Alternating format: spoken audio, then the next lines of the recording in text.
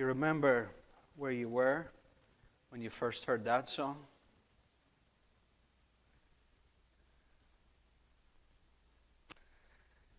Do you remember how it made you feel? What memories does that song bring back for you?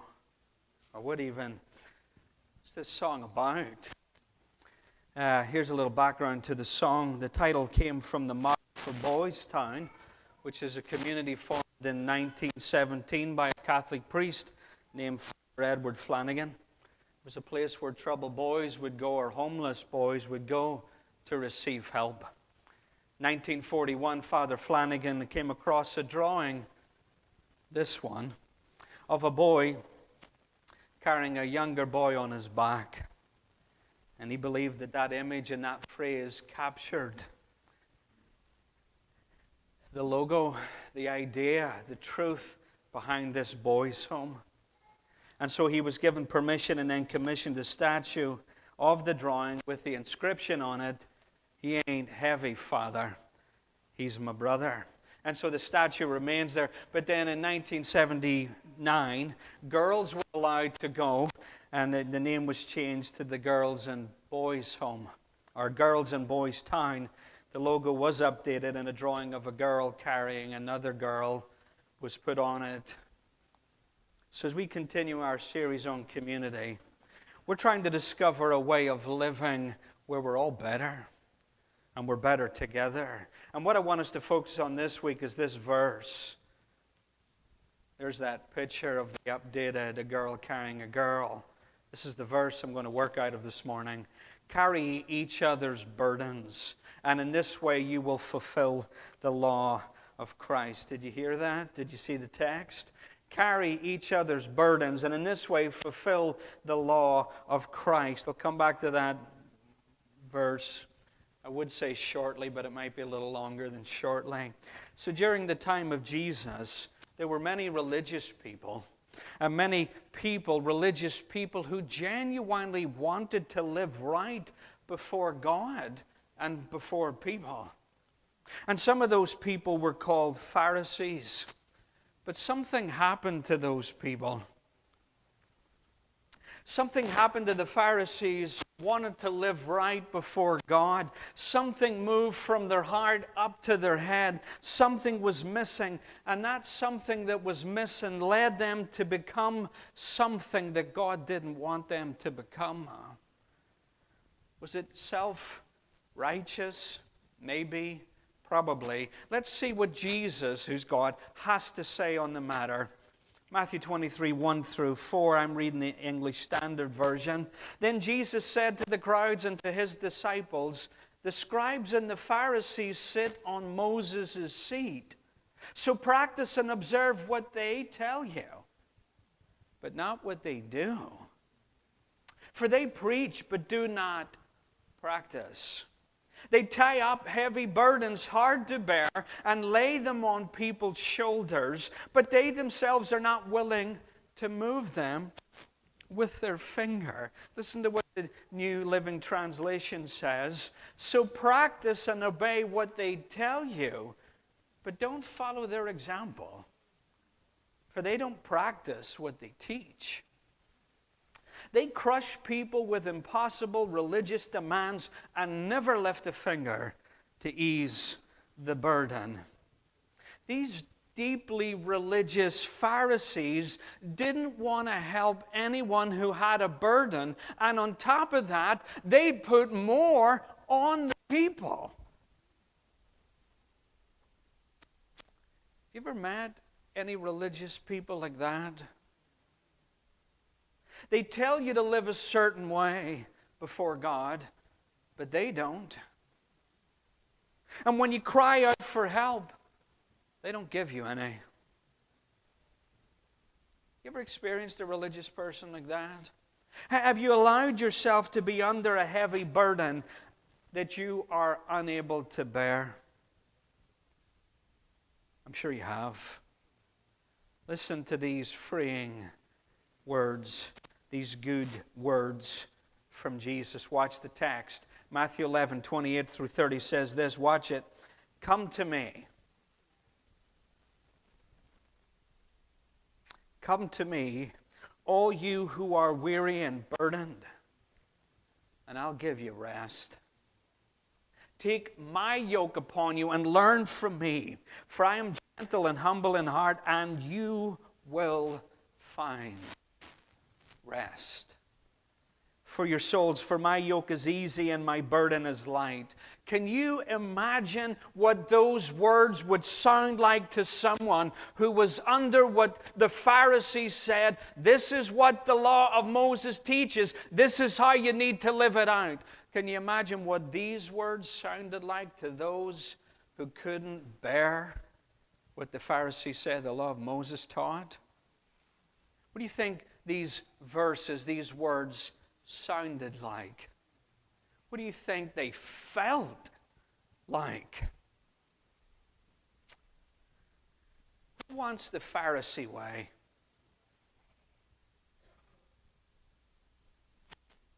Who wants the Jesus way? Yes. Warren Wiersbe, he makes a good observation between the Pharisees and Jesus. Warren Wiersbe says this: the Pharisees said, do, and tried to make the people follow the law of Moses and all the other traditions. Jesus, on the other hand, says this: come.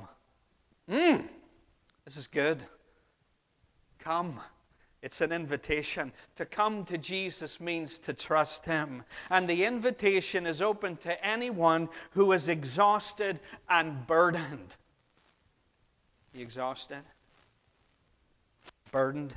And that's exactly how the people felt in Matthew 23, verse 4. Read it again when you get a chance. And also Acts 15 and verse 10. You see, what's happening is the religious people, the Pharisees, they're religious people. They're wanting to live right before God. They were putting a burden on people's shoulders, and the people couldn't carry it. It was too much for them. It was too much.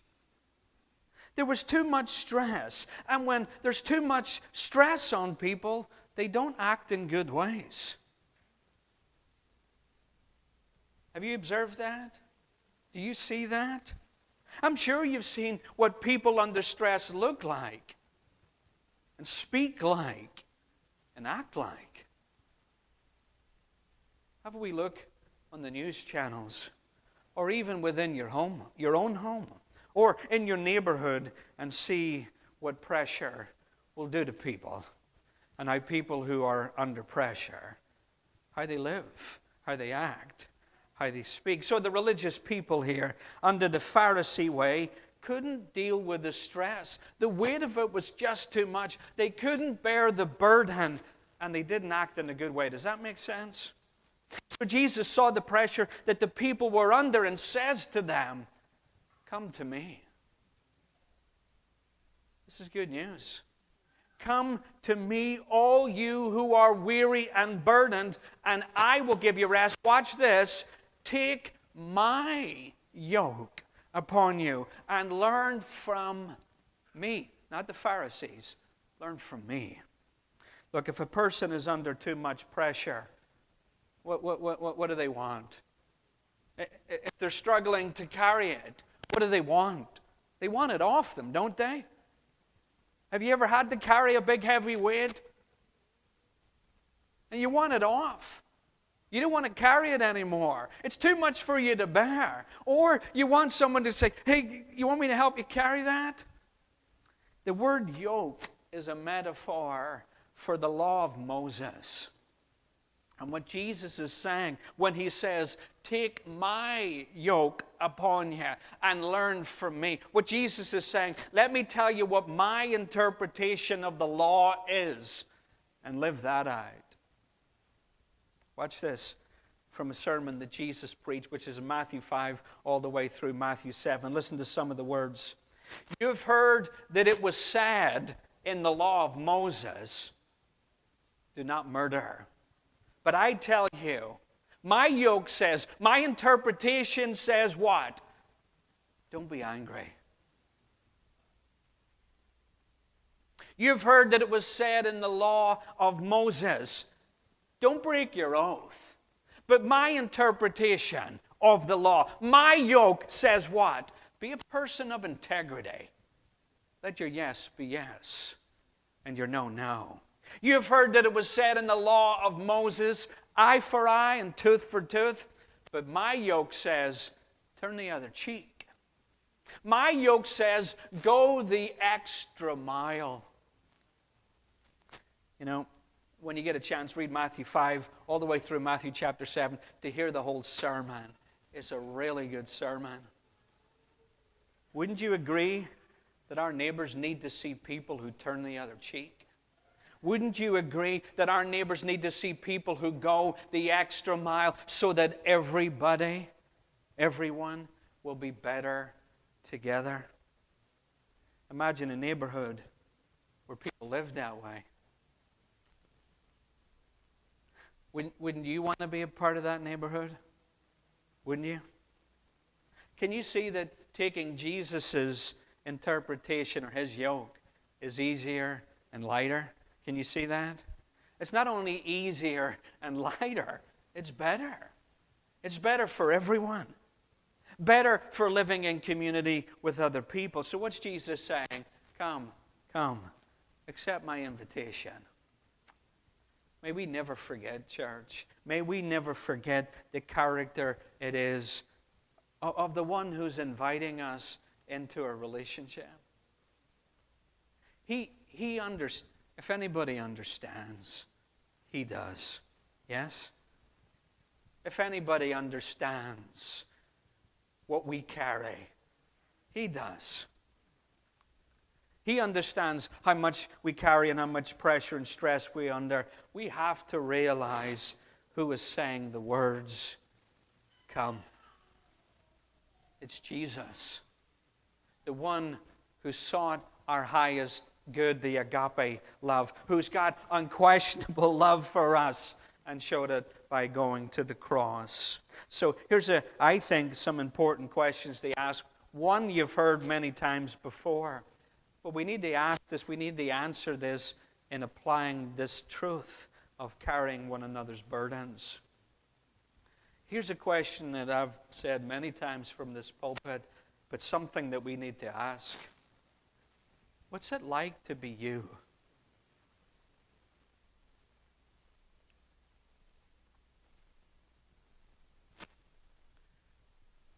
What's it like to be you? What are you carrying? Who helps you carry it? Do people know what you carry? And would you be willing to let them carry it? Or go the extra mile. Are you willing to carry someone else's cross? Willing to carry someone else's burden? Are you willing to even ask them, what are you carrying? Simon of Cyrene, a religious man, yes, came to Jerusalem to celebrate the Passover like a good Jewish man would. He wasn't a disciple of Jesus.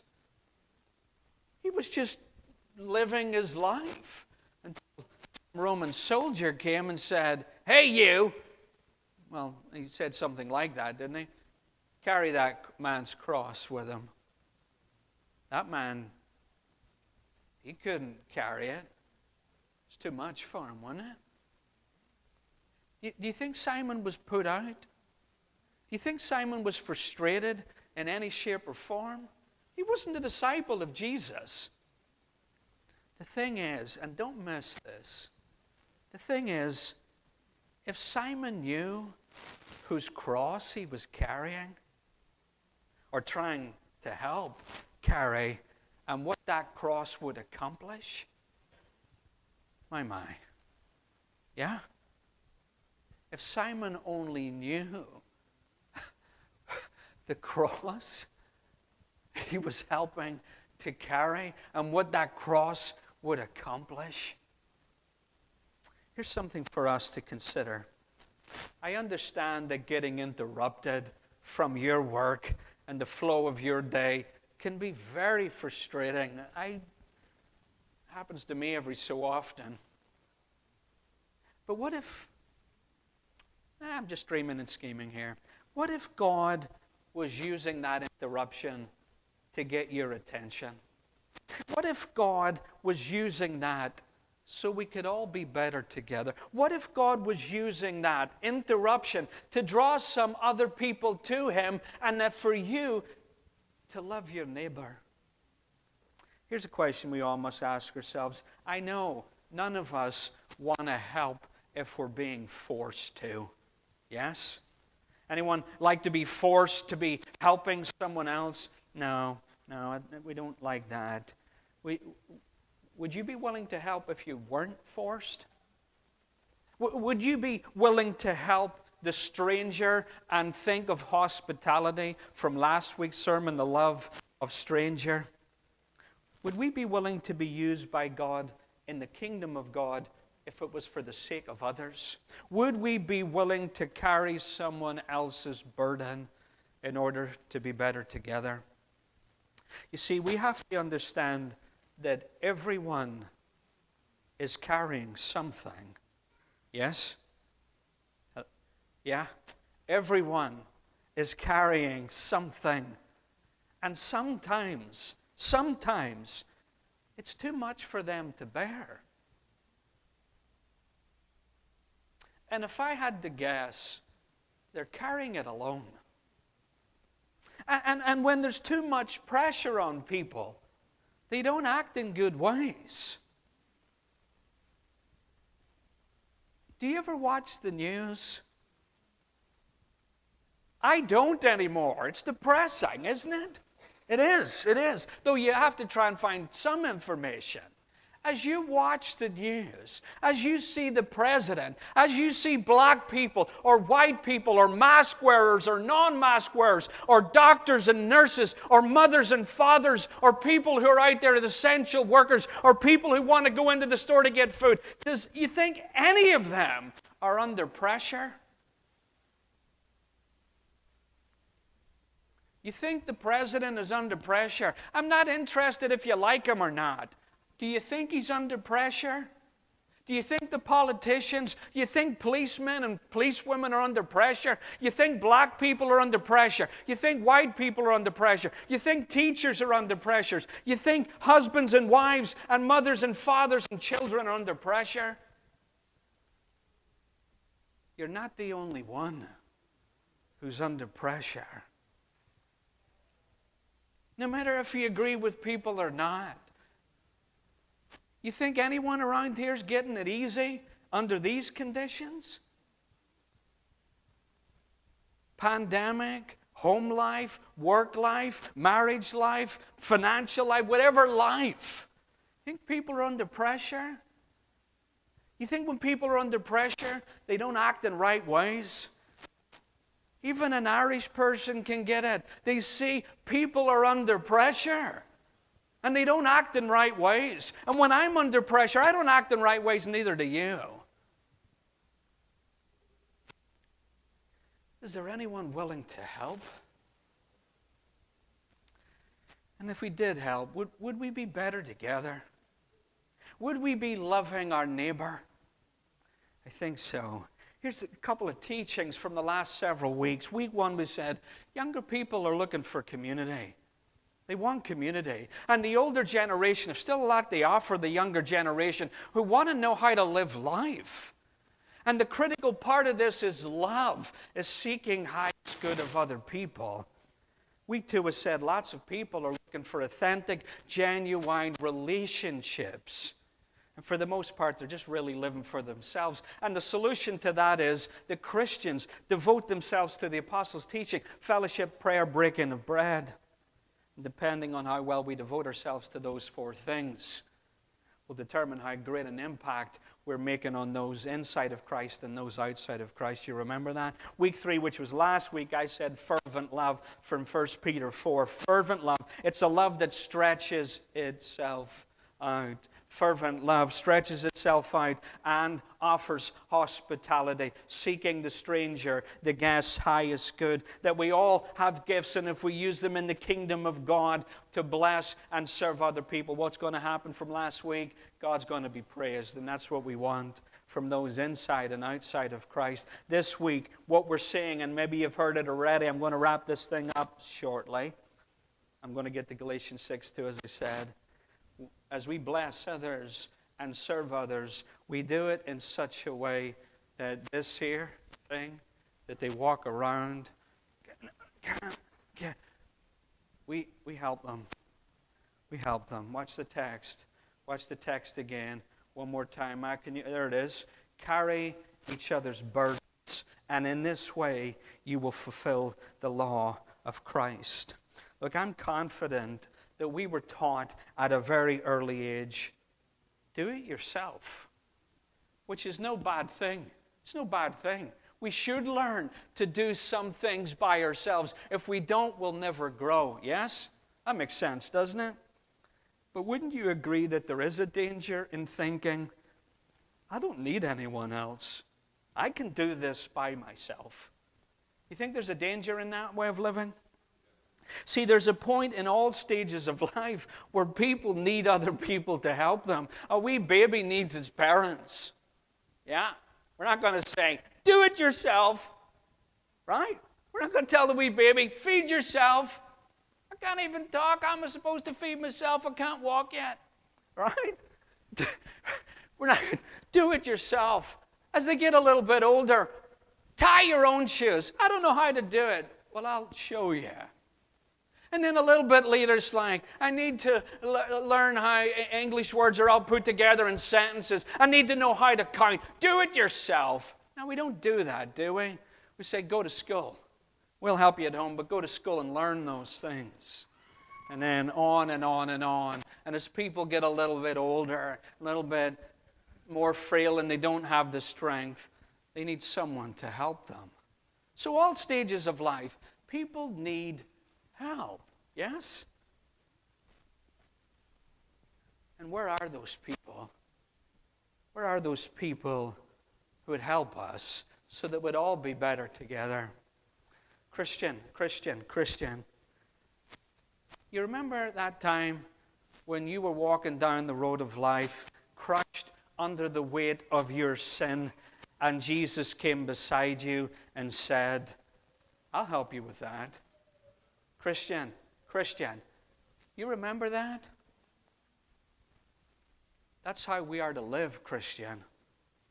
You think there are people in your neighborhood who may even live next door to you, may live in your own home, that we need to say, I'll help you with that. I'll help you with that.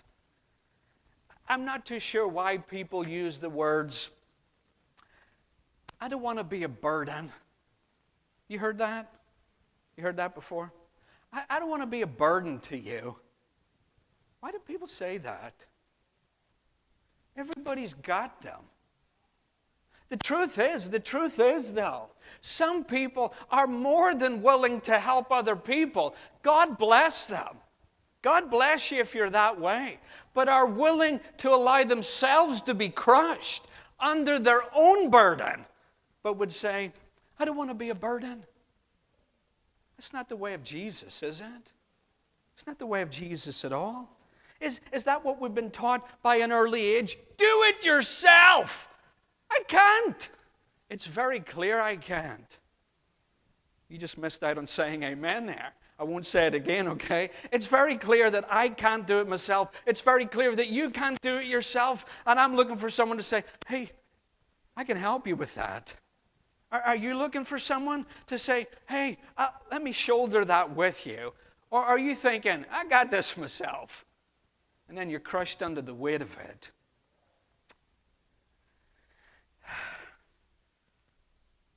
A community that I want to be a part of, and a lot of other people want to be a part of, says things like, let me help you with that. Community that I want to live in, and a lot of people want to be a part of, they ask questions like, What's it like to be you? And then they listen and seek the other person's highest good. The community that I want to live in, and a lot of people want to be a part of, ask questions like, what are you carrying? And then listen some more and see how you can seek their highest good. The community I want to live in and other people want to live in, point to Jesus. Point to Jesus, who's willing to take the burden off them, invite them into a relationship that saves them. So where do we go from here? What's next? What do we need to do in response to this sermon? I'm going to repeat myself just a little bit, okay? But it's for a point. What do we do with this whole idea of carrying other people's burdens? Here's a couple of suggestions, and I might. Start with asking someone you know very well, what's it like to be you? And then listen and see if you can find something new about them that you didn't know. Then ask someone you work with the same question. Then ask someone who is different from you the same question. And then watch God work. Watch God draw that person out so that they're able to share something that maybe they've never shared with anyone before and they've needed to for years. Then go the extra mile and ask the same group of people, what are you carrying? And how can I help you carry it? And then watch God work. Then watch God draw that person out, that they will share something with you that they've wanted to share with people for a long time, but they were taught, I got to carry this thing myself. And then continue on the same road. And if people do respond to you, and they probably will, if people respond to you after you said, what's it like to be you? What are you carrying? You want me to help you carry something? When people speak to you and say this to you, I don't want to be a burden to you, assure them. Help them to believe that they ain't heavy, that they're your brother, that they're a fellow struggler, that they're human like you. And when it gets too heavy, tell them about Jesus and what Jesus can do. And you and Jesus together with them will carry it. And then what will they do? Praise God. And when we live this way, we fulfill the law of Christ. And the law of Christ is this: love God. It's the next part. Love God, love your neighbor as yourself. Wouldn't you agree that if we all lived this way, everyone's better together? Better neighbors living in a better community. Wouldn't we? All agree? Now, go. Go. And in your going, the Great Commission. Go. And in your going, live this way in your neighborhood. Don't wait for others to live this way. You be the example. You lift more than a finger and invite them into a saving relationship with Jesus Christ by how you live your life. God bless you in your believing and in the strength you need to carry others' burdens so that we'll all be better together.